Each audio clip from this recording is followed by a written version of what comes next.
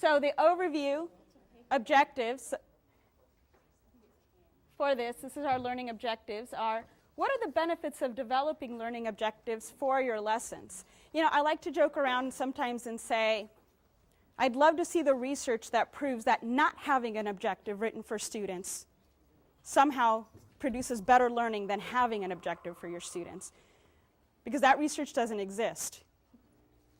And this is when I have conversations often with teachers and we say, the objectives. So we're going to also talk about all the barriers. Why doesn't this happen? If this is the number one thing, having your learning objectives that are clearly stated, that have an action verb, that have an outcome, if this is the number one thing we can do for all learners, and then adding to that a language objective is the best thing we could do for our English learners, why doesn't it happen?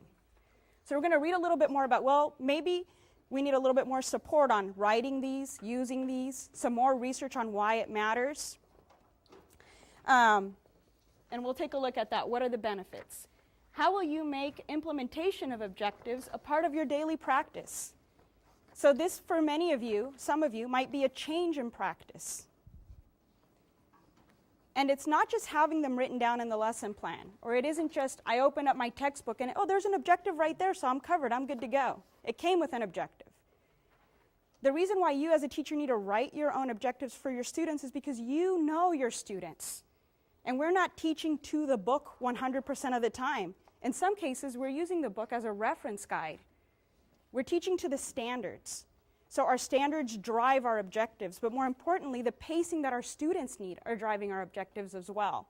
And then we add that language objective, which is going to depend greatly on the English learners in your classroom.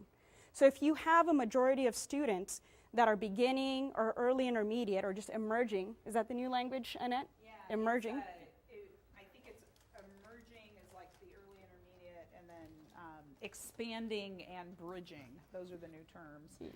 I like that. Yes, I like the bridging part. Then they go over and we say, good job.